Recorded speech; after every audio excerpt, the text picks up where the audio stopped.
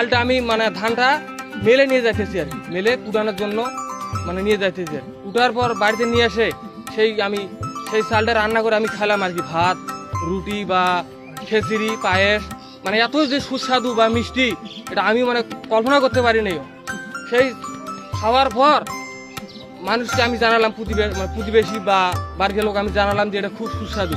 ওনারা শুনে আমার বাড়িতে ছিঁড়ে ছুটে চলে আসে চাউল নিতে আর কি।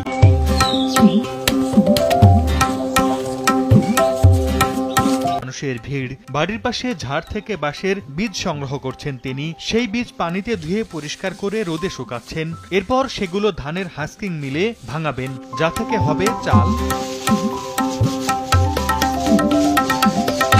জানান, বাঁশের বীজ থেকে দানা সংগ্রহ করার বিষয়টি প্রথমে ছেলে মানুষই ভেবেছিলেন, পরে সাঞ্জুরায়ের দানা সংগ্রহ দেখে তাজ্জব বনে যান। বর্তমানে উৎপাদিত দানা অনেকেই কিনে নিয়ে যাচ্ছেন।